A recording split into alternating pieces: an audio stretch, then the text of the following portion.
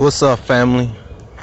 This installment is titled What the Death of Prince Has Taught Me About Consciousness. And basically, I'm going to be addressing the passing of a musical genius,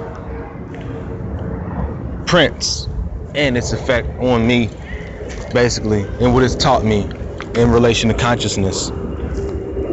And I must say that upon hearing of the passing of Prince, I felt a certain type of way. I mean, to be honest, the passing of Prince actually had more of an effect on me than when I actually heard of the passing of Michael Jackson. And at first, I really didn't even know why. I didn't know why the passing of Prince affected me so hard, but then I got to thinking about it and it really became clear, which is why I wanted to make this installment for y'all out there. Prince was really more than just an entertainer, but a true conscious humanitarian that not only had the funds to effect change on a massive level, he actually put boots on the ground to effect real change on a massive level. And I think that at Prince's death, he was more relevant in the black community than, say, Michael Jackson was. Because up to the point of his passing, Prince was heavily involved in the upliftment of our community. So I think that's why it came as such a shock, because he was doing so much for the community at his passing. So yeah. And for those of you who really don't know who Prince was, because I was raised on Prince, Michael Jackson. I'm an 80s baby, so I grew up hearing Prince, listening to Prince, Michael Jackson, etc. Prince was born, because I got his bio here. Prince was born Prince Rogers Nelson on June 7, 1958 in Minneapolis, Minnesota. He was the son of John Nelson, a jazz pianist, and Mattie Shaw, a singer. He was a musician who played actually a lot of instruments, a social activist, and, like I said, a humanitarian. He actually signed his first contract with Warner Brothers while actually still in his teens. And I know for a fact he'll be missed. So, on his 35th birthday in 1993, the enigmatic bandleader / singer-songwriter announced he was changing his name to an unpronounceable symbol. Okay, that was what the controversy was all about in the 90s. And he was quoted as saying, "I'm still Prince." He just explained to Larry King that in People magazine he just wanted to use a different sound for his name, which was none. Clever, right? And after 7 years of life as an unpronounceable symbol, Prince reclaimed his given name in 2000. Okay, after a restricting contract with Warner Brothers that had caused much controversy expired at the end of 1999. And see, the thing is, ironically, the same time that Prince was restored to his rightful position as a sovereign, the rest of the United States, we were all preparing to enter into, another period of international bankruptcy and the further diminishing or dismantling of rights by the government. Okay, and we were really becoming a new class of debtors under commercial law. Okay, so while he was gaining his sovereignty, or working towards quickly gaining his sovereignty, the rest of the United States was being plunged into or getting ready for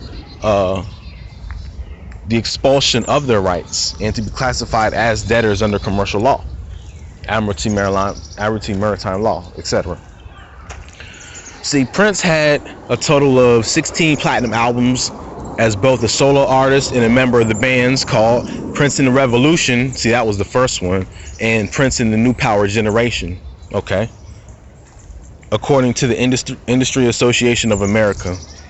Okay, and his 1984 album Purple Rain, which includes hits like When Doves Cry and I Would Die for You, went platinum 13 times, according to the RIAA.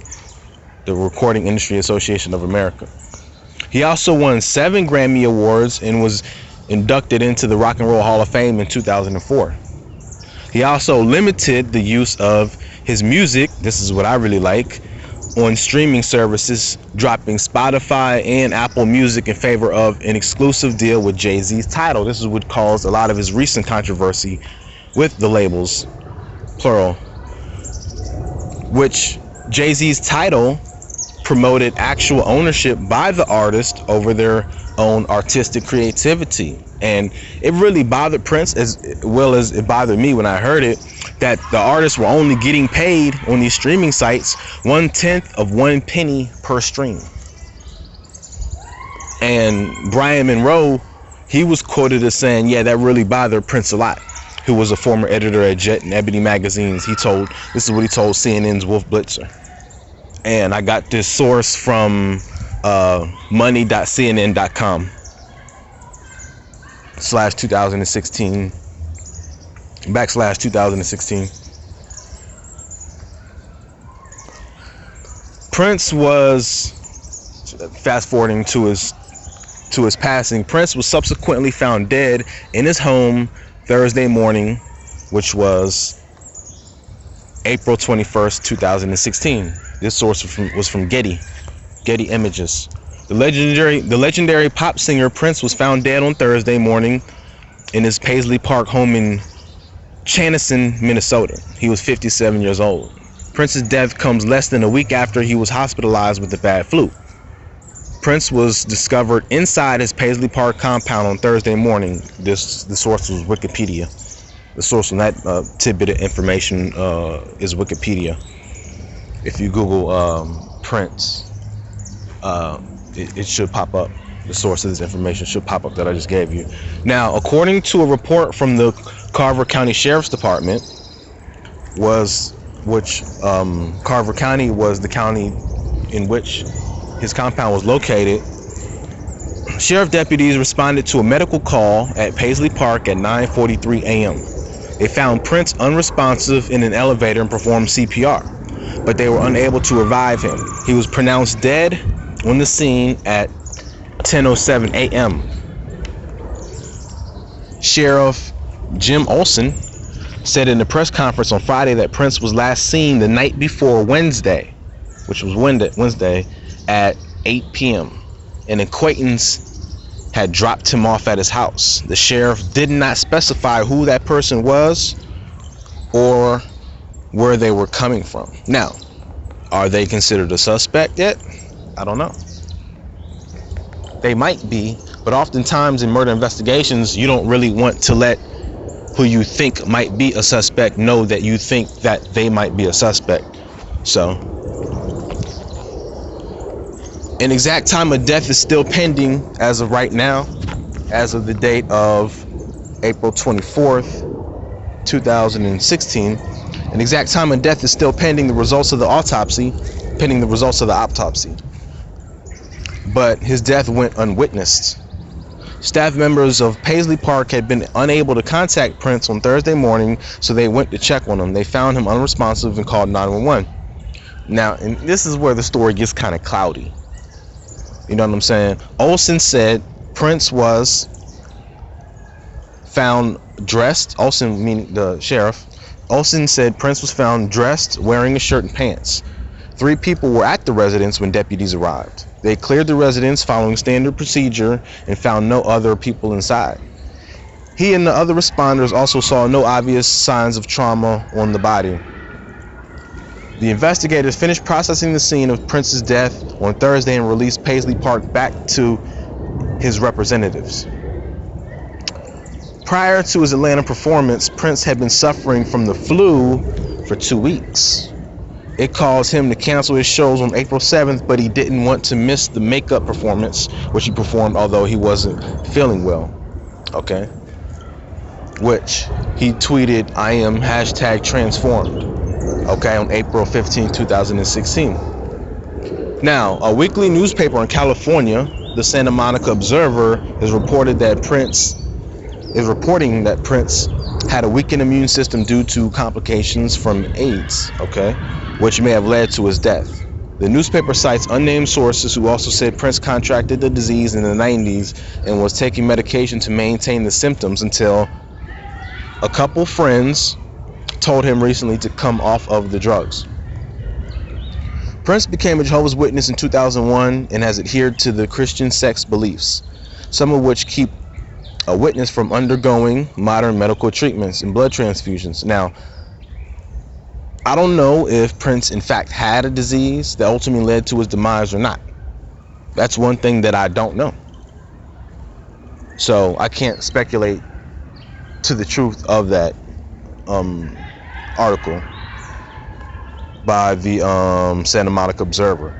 Okay.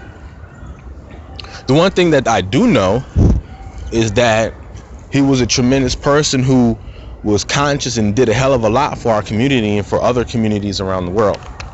So for that, I'll really like to thank Prince for that.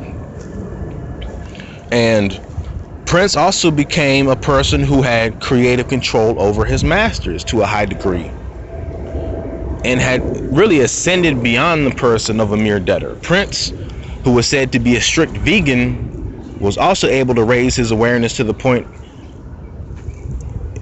of being a true creditor or creator, a god who spoke openly about not voting in chemtrails in his interview with Tavis Smiley in 2009.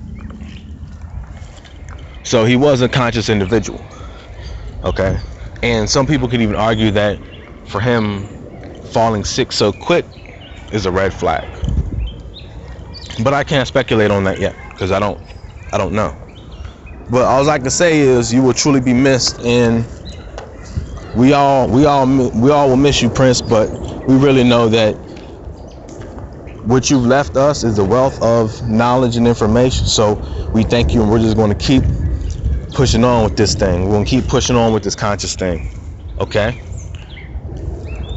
Now, my position on the impact of Prince in consciousness is this. Okay.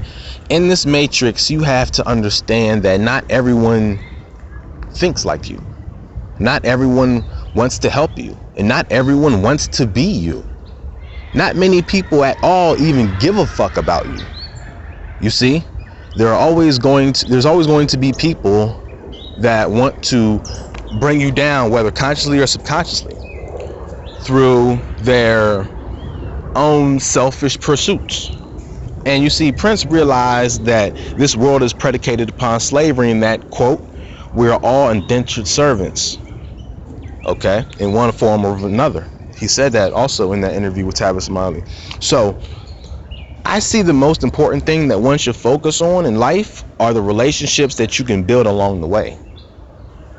This is one of the most important things that Prince has showed me, really. He is also, in one picture, he's also seen wearing glasses in which there's also a tinted lens covering what many people call the third eye, which can be described as a channel to one's own conscious database outside of this virtual reality, thus giving the third eye organ hyperdimensional capabilities. Prince was in the game long enough to see the good, the bad, and the ugly, but realized that what was truly important was helping the impoverished and spreading love, which thus lowers the entropy of one's own evolution and within the system. Okay, now, why are relationships so important?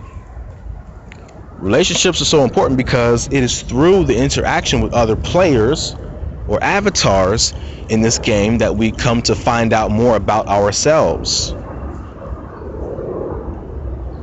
You are not the man or woman that looks into the mirror every day. This is who you see your avatar to be within a structural framework. This structural framework is the rule set of this simulation, which directly influences our jurisdiction of time and what we refer to as 3D space. You see, every system must have rules or laws that maintain the very structure of the simulation. These rules also impose restrictions on the avatars and their various modes of expression. More rules equal a lesser degree of variation between avatars. Less rules equal a greater degree of variation between avatars. However, everything that we refer to as a 3D reality is just discrete chunks of data arranged in a distinct pattern that consciousness interprets and subsequently decodes into information. Okay? The avatar is just a part of the simulation. However, that which computes the information out of necessity must be in another reality. See, it's common sense. Because when I say that out of necessity consciousness must fundamentally reside outside of the simulation or Earth or the universe, etc., people say that's crazy. No, consciousness is in the body. That's it. That's just it. Consciousness is in mind. Consciousness is in your heart. But if you comprehend that everything is digital, that this is a digital reality that is being computed and refreshed constantly, you see that it's only common sense. A simulation cannot compute itself or contain within itself that which is responsible for computing the simulation. But see, subconsciously we know this. That's where the whole God concept comes into play. But a lot of people fail to realize that your God concept is really yourself. Is really consciousness that is leading you and directing you throughout your life, doing things, engaging in acts, and receiving feedback, okay, as to what to do or not to do to lower your entropy, or if you choose, or if you so will, increase your entropy. You see? Understanding this is key. Everything that you deem as important in your life is completely subjective to you. Everything that you deem as important in your life or necessary is completely subjective to you. Everything that you deem as important in your life as a priority is completely subjective to you. Nobody will have your same passion and intensity about the things that you care about and are passionate about but you. Now, they can be similar to your passion and to your intensity, but it has to vary in at least a small degree. And only you have seen what you've seen from the angles that you've seen them at, or do the exact things that you've done at the exact same time that you did them in relation to other avatars. And what I mean is, your life experiences are unique to you. All right? What might be true to you might be utter bullshit to someone else. But you know what? So what? Who cares? We have to realize that there is no objectivity to any simulation as far as the meaning that consciousness gets out of it. Yes, there are rules, the rules of the simulation, which are fundamental across the board, meaning that, like in this simulation, humans don't grow wings and fly just because they have a desire to do so. Okay? That goes against the rule set. So yes, we do have a rule set, or under a rule set, speaking of the avatars, but these rule sets in these simulations were created for the growth and development of conscious evolution by the architects. Now, some people might ask me, who the hell are the architects? The architects are just other individualized units of consciousness that have to be at least outside of this simulation in order to create it, or to create any simulation. You have to be outside of the simulation to create a specific simulation. Now, if you are within a certain simulation, you can create subsets and subsystems, but they have to be that which is less, they'll have to be of a lesser sort, let me just say that. Okay? And what are individualized units of consciousness? Okay, or what are these architects that create these simulations or have the capacity to create a simulation? Consciousness. Period. Consciousness is responsible for creating all virtual realities, all simulations. Period. Now, when in relation to dreams, what dimension do we go to when we dream? Because that seems like an alternate reality. Are dreams real? People ask. The dream realm is just another simulation that consciousness starts to interpret once the body goes offline here. You see, when the physical avatar gets to a certain low energy percentage, the body goes into a sleep mode, so to speak, in order to replenish the energy it needs to occupy consciousness.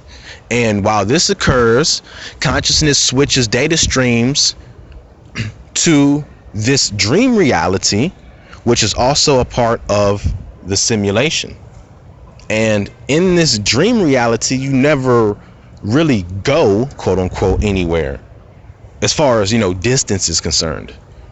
The stream of data just switches from your 5 sensory data streams to that which is slightly beyond those, okay? Having nothing really to do with eyesight, smell, taste, touch, and physical sound. You switch to a different data stream, so therefore the senses that you usually use in waking life, you don't use those because your 5 senses are offline at this point. So consciousness just switches to another reality and interprets that for a few hours due to it still being attached to the physical avatar. Okay? See, consciousness just switches its attention to another. Okay, or back and forth, in and out. Because of this, consciousness is never really without a data stream or simulation to experience because it has no death, only life and sustainment. Okay, your avatar has several auric fields that absorb these subtle energies that exist around the avatar within this simulation. The avatar thus absorbs this energy during waking life, but you see, here's the thing: the energy expenditure or energy output is too high for the avatar to successfully harvest energy or prana unless under deep sleep or meditation. You see, the human avatar with its several auric bodies, quote unquote, is a byproduct of the evolution of the avatar in its races that the laws of the simulation have brought forth. You see, in other simulations or other virtual realities, the input and output channels of the avatar might be, okay, I'm making an assumption here, more balanced, or very well could be more balanced, so sleep might not even be necessary because it all depends on the laws of the structure of the virtual reality. If you're in a simulation to where the input and output channels of the avatar are more balanced, sleep might not even be required to charge your avatar. Because the input you're getting, the energy input, if it's equal with the output, your body would maintain a natural balance of whatever avatar or body that is indigenous to that specific VR. You see, the evolution of consciousness at the being level, okay, which is the truest level, is what is being worked out in our own specific simulation, right? And is why you incarnated down here to begin with, unless you're one of those that just wants to play around and be the class clown of consciousness. And when I say incarnation, I mean because incarnation, you say incarnation nowadays or reincarnation, it gets real spooky. People back up and they get really fearful. But when I say incarnation, I mean any simulation that occupies your attention at any given moment. Okay, that would be my definition. All right, take some of the spookiness out of it. Okay, any simulation that's occupying consciousness attention, or conscious attention, or your conscious attention. Okay, you see, the larger consciousness system, or what I call the cloud, is also evolving with each and every experience that we learn from at the being level. Now, what the hell is the being level? Okay, It's the level or quality of consciousness that you retain after death and through your progressive cycles in and out of various virtual realities. Okay? Growing towards love and decreasing one's own entropy. You don't take with you all the facts of life, but what you do take with you is what you've learned as far as the wisdom that you've gained through love, through relationships. Okay? That really make you a better person. Okay? We learn at the being level fundamentally. Okay? Which is the level or quality of consciousness that we retain after death. Okay? And through your progressive cycles, you increase. Remember, learning is always cumulative. You never start at the end and work your way to the beginning. You start from the beginning and then you gradually work up, like going through grade school. Learning is cumulative, like Tom Campbell likes to say a lot. Okay? Now, how do we even know that we're supposed to evolve towards love? We know this because if you evolve towards the opposite pole of love, which is fear, you will be too afraid to go through any hardships, which will open you up to being manipulated into being a good and upstanding member of society. You know, just going along to get along, a puppet, not never wanting to rock the boat. You see, Prince didn't have to tell everyone the great things that he was doing. That's why I like Prince. You know, he never needed to stand on the fucking soapbox and proclaim that he's doing this and he's doing that. You know, the people that do that are just doing it from ego in relation to their own reflective subconscious self-aggrandizement. Okay? Or that's just a fancy word saying attention whores. You know what I'm saying? Excuse my language, y'all, but you know, we see it all the time. And the people don't even, and you know, you can learn a lot from a person by just watching what they don't even consciously know that they're doing, because it's not even that's their true character coming out. Okay?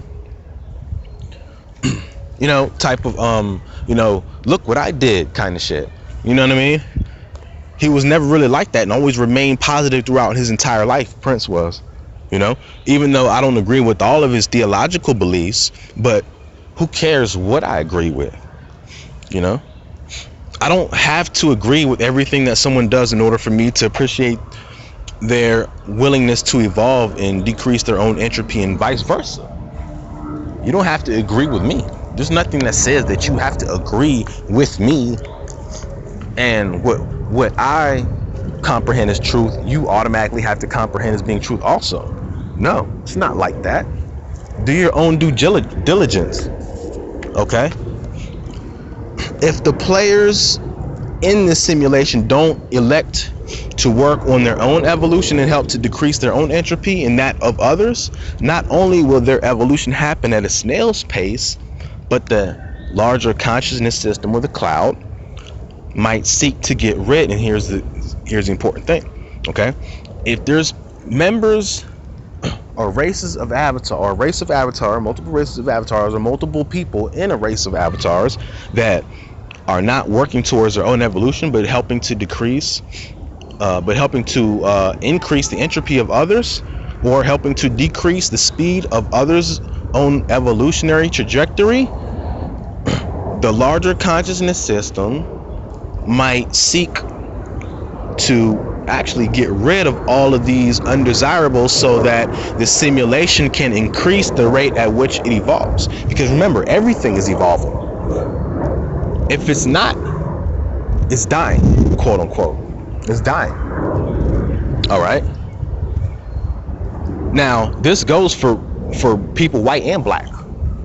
You know what I'm saying? This goes for people white and black. You cannot be in a system and just be allowed to just cause chaos all throughout the system. You know what that's called? It's called a virus. And there are programs that can be ran to eliminate the threat or quarantine it. Okay? This is serious. You know, this is very serious. We have to make sure that we are not, as a people, not going against the system. Okay? Or raging against the machine. You know? Because some people will say, well, Neo did it. You know, Neo did it. He went into the Matrix and he changed shit and redid things and did things that were seen as breaking the rules and was impossible. But yet at the same time, he was still in the Matrix. Neo was still in the Matrix the whole time. Even when he thought that he was out of the Matrix, like when everybody thought they were in Zion. Remember when everybody was in Zion and they were having fun? That was still the Matrix. It was just a different level of the Matrix. Okay? So there was the Matrix that everyone else was in, the dumb, deaf, and blind. There was that Matrix, and then there was also a Matrix created for the elect. Okay? For the children of Zion, for the ones that had more truth than the dumb, deaf, and blind in the lowest level tier of the Matrix. But yet there was still a Matrix completed for them also, which is why, and you know this because the architect told Neo in that one scene in the movie that they've destroyed it. They have the ability to destroy Zion. The machines do, and they are really efficient at doing that. Okay, so that tells you right then and there that the machines did have sovereign control, and Neo had to ultimately offer himself up as a sacrifice to the machines. So even while we think we're doing all this work, and you know we're so enlightened, there's really just levels to it. Okay, and there is no really getting out of any simulation, really, because the moment consciousness because consciousness can return into itself, but it will ultimately have a simulation to move and interact in. It might not be this one, but it might be another one, but there will always be because that's how growth occurs. That's how growth occurs. Okay? So, no, like I said, no race of avatars is ever permitted to stop the evolution of any other race within a given simulation. Okay? All right? Unless you do have a specific race that is damaging the system, but you know that race is damaging the system because the elimination of that race that's damaging the system will happen. If you think that one race of avatars is damaging the system and you beat them, or if you are under the assumption that one race of avatars is destroying the system, okay, or destabilizing the evolutionary trajectory of masses of units of consciousness or free will awareness units, and if that threat isn't eliminated, then you have to think twice about, are they really a threat? You know? So, because it's all about, in a way it is too, about perspective. Oftentimes our perspective can be wrong. You know, a lot of times our perspective can be wrong. So that's also something important that I really wanted to say. So yeah, you know, viruses are always eliminated and quarantined. Okay, so yeah, and this is done by either removing consciousness, or removing that entire an entire race of beings, or bringing about their utter extinction. Now,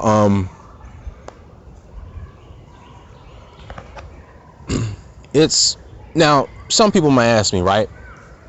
How can I believe what you're telling me? Okay, this shit sounds kind of crazy. How can I believe what you're telling me? First, I don't really ask anybody to believe anything, but really to be proficient in knowing. Just look at it at a fundamental level, right?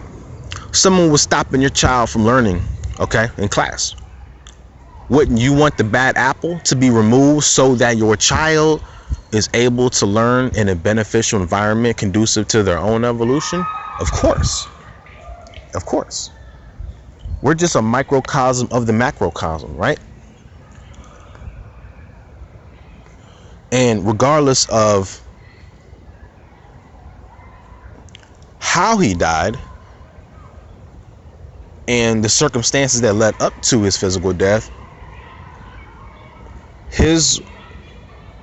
I think through the work that he has done on Earth, I think we have enough evidence to surmise that he did in fact have a high quality of consciousness. So what the death of Prince has taught me about consciousness is that sometimes what is thought of as strange is just really misunderstood, and that oftentimes your achievements aren't recognized until after one passes on. So with that being said, Prince, I salute you as being an upstanding role model of how one should conduct themselves personally and also in a public capacity within the matrix. So I thank you. With that being said, shalom.